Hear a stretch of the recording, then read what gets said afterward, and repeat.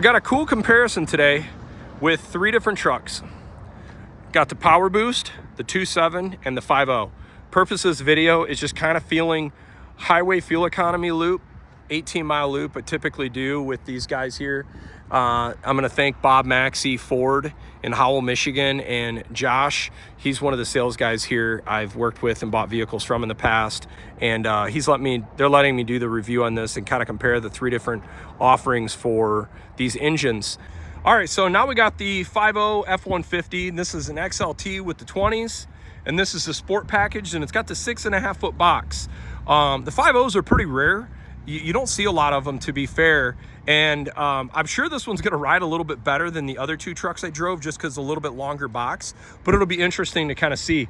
Let's do a little cold start here.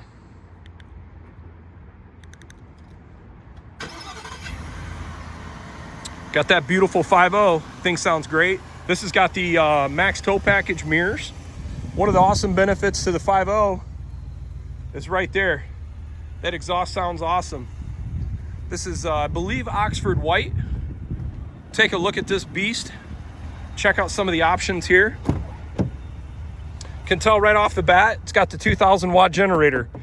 Some people like this, some people don't. I think it's awesome to have the 2,000 watts, but you also have the trade-off of you lose the storage. It's all in what you want.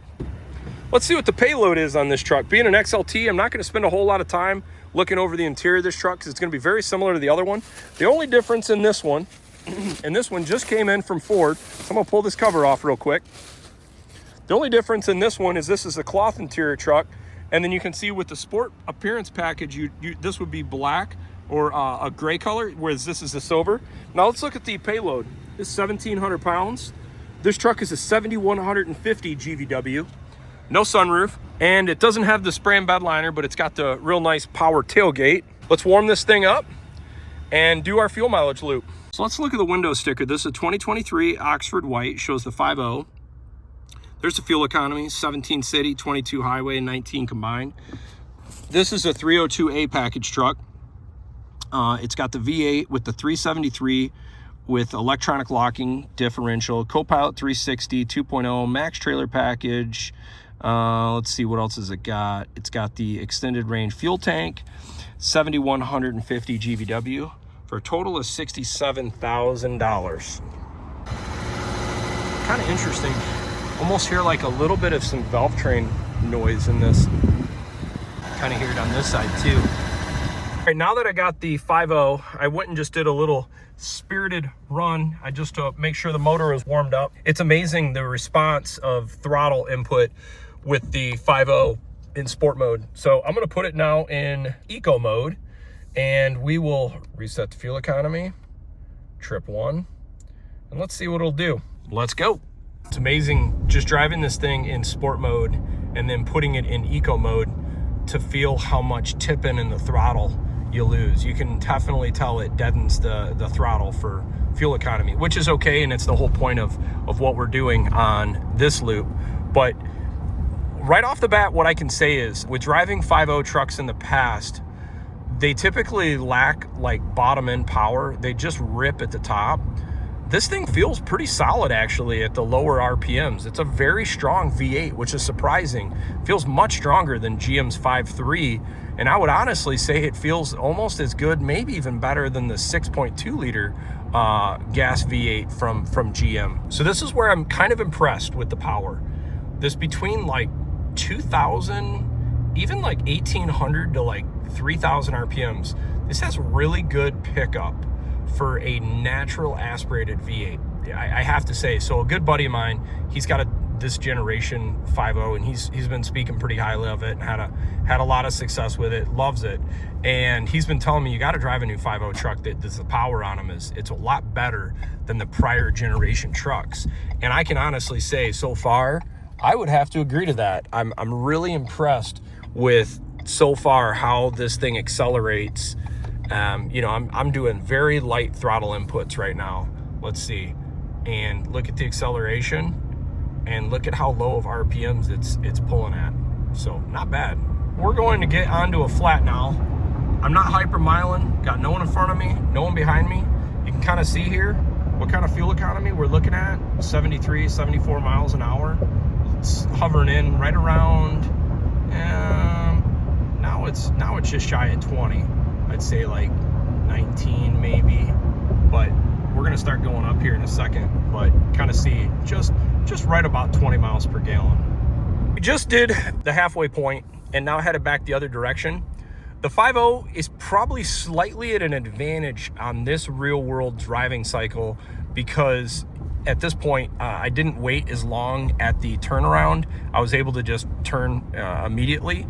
And I think I was doing about 2 miles per hour slower on that side of the highway. So I'll see what it's like on this side of the highway. All right, just getting off the highway for this part of the loop. Have to say, I'm really impressed with the 5.0. It's got great power.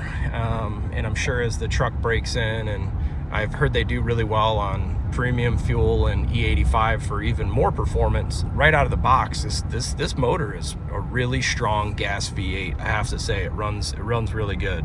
Some people like this and some people don't, but I kind of like that it's got start stop, just because I'm all about fuel economy and that helps. So just standard acceleration. I can say now, after driving the 2.7, the Powerboost, and the 5.0, the Powerboost is definitely the smoothest shifting of the three. It's almost like a CVT transmission. You can just not feel any shifts. It's so smooth. I like that. And then next I would say is the 5.0. I think the 5.0 shifts a little smoother than the 2.7, which makes sense. I've found that boosted engines, they don't shift as smooth as a natural aspirated engine. I think it's because the turbo, making boost and coming off boost during the shift. I think it's tough to take a boosted motor and make it shift as smooth as a natural aspirated engine. Here's another example right here where we're not going to have to wait for this stoplight, whereas we did have to with the other two trucks. So these are, this is a real world test, not doing anything that wouldn't be out of the normal day-to-day. You're gonna get a little benefit for the 5.0 and this trip versus the two other trucks.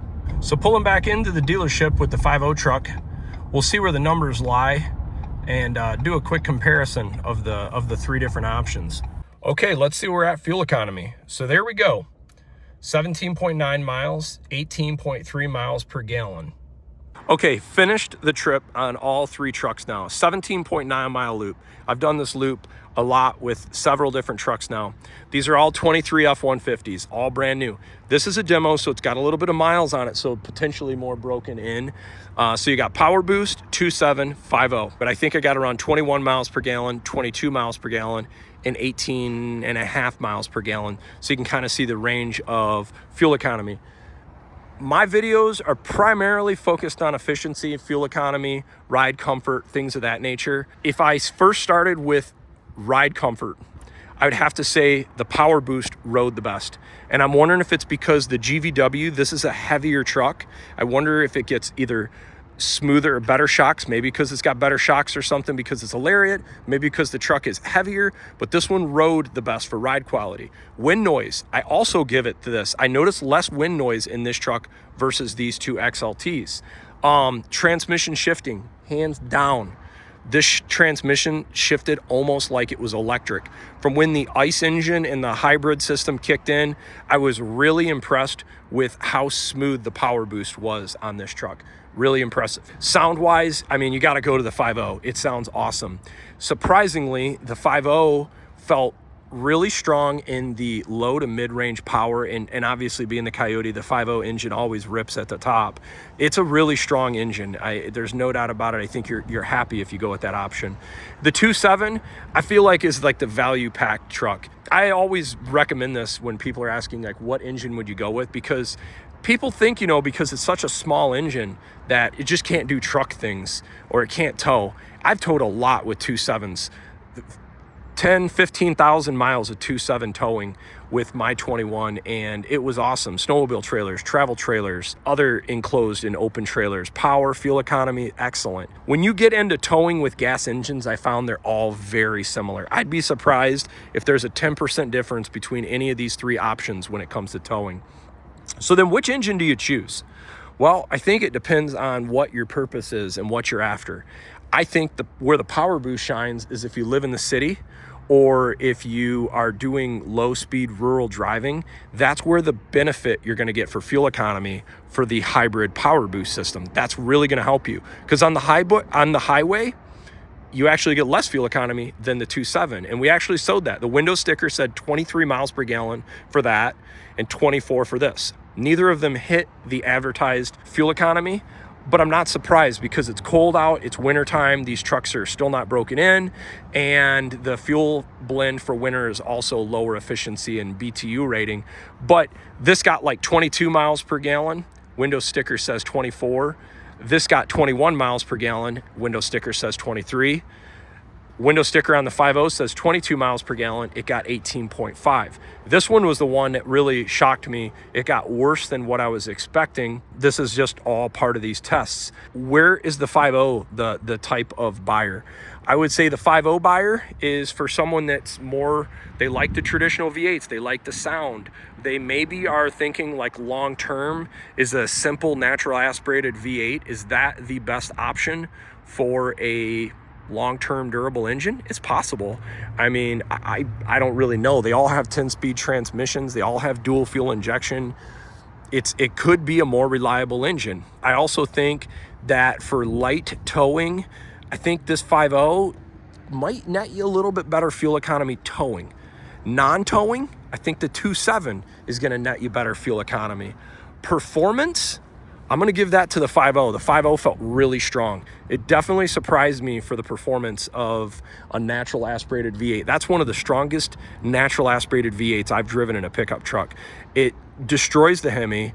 It's way stronger than the 5.3 and the GM. And honestly, I would even say it's as strong or stronger than the 6.2 liter GM V8. It's got really good mid and bottom power for being such a small displacement engine. Ride quality, though, was, I'd have to say, this truck surprisingly had the worst ride quality of the three. And I don't know if it's something to do with the max tow package, because I really thought being the 6.5 foot box and the other two trucks are 5.5 foot boxes, I thought this truck would ride the best. All three of these trucks have the 20-inch wheels. That rules that out. And they all have similar tires, so rules that out also. I don't think you could go wrong with any of these options. I would just think, if you're gonna spend the money, really think about your duty cycle, how you plan to drive, how long you plan to drive it. Are you interested in fuel economy? Are you not? Do you want the sound? Do you know, what's your whole thing you're after? And then choose accordingly. So now we're gonna compare all these powertrains under the hood just to kind of look at them. So you got your intake here, kind of interesting, says V8, that's kind of cool. Very simple. Actually got a lot of room on this side, which is kind of surprising for the V8, which is really nice. Looks like maybe a little bit better serviceability. Just kind of looking at radiators, braking system, all that looks pretty similar. And you know what I'm noticing, actually? This has got the two alternators. Okay, so that must be because it's got the two alternators because of the generator. So that's kind of cool. This is the 2.7 liter. So you can see you got the dual side for both different turbos. This doesn't say V8, but there's actually a pretty good amount of room in here too. And you can tell that the alternator's in a different spot here too. But this actually has pretty good room in here as well. I mean, you can get to the turbo pretty easily right there. Everything else, battery, alternator, or battery, antifreeze, degas bottle, everything's similar location. All right, now let's go to the hybrid Powerboost. All right, it's got a nice engine cover on it. Got two different degas bottles, so that must be tied into the hybrid system. Intakes all in the same location, similar type of hydro boost braking system. Got your turbo. Turbo architecture is a little different on the 3.5 and the 3.5 Powerboost than the 2.7. You got, this is what's different with the Powerboost. You got the whole hybrid system tied into your cooling here as well. A little bit different as far as in that architecture. Everything else wise is similar. And I bet you, I'm curious to see if we can see where the alternators are at on this.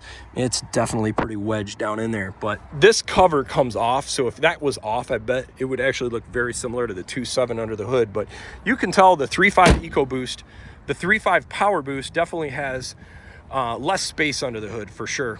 So if you ask me, which truck am I going with? Man, that's a tough one, because I see the benefits of all three of these trucks. The Powerboost, having the 7,200 watt generator built into the truck, that's an awesome feature. I really wish they offered that same generator with the other two engines, because for that feature alone, it would honestly almost make me want the Powerboost. What I don't like about the Powerboost is I don't like you're paying extra for it. It's coming at a sacrifice a little bit of highway fuel economy. I drive a lot of highway. I do a lot of towing. I don't know if I'm going to see the benefit of fuel economy for this hybrid system, and it's more complex. So maybe there's more of a chance of failing or having issues. Then you go between the 2.7 and the 5.0. This is a high value option.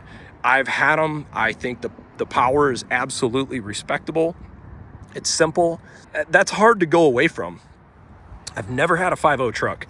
This would be something that would be pretty high on my radar from just the simple standpoint of they sound cool. If I wasn't gonna have a Raptor or a V8 truck in a Raptor, this would be something I think pretty high on my radar.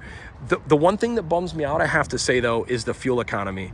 If what I saw on this trip is actual representation of fuel economy in my type of driving, for that reason alone, I'm back to doing a 2.7. So it's all trade-offs. I mean, a 4 mile per gallon hit, you know, if you're driving 20,000 miles a year, you'd have to do the math on that. That's pretty sizable. That's like 20% difference. You kind of got to choose your battles. It's really cool. I think Ford offering, and obviously I didn't even include the standard 3.5 non power boost. And as I explained earlier in the video, that would give you another option. Ford's got 4 awesome engine options that you can pick in the 23 F-150. And I'm excited to do this exact same thing when the 24 trucks come out. I hope you find this video insightful. If you are interested in purchasing one of these trucks or purchasing any other Ford vehicles, reach out to Bob Maxxey.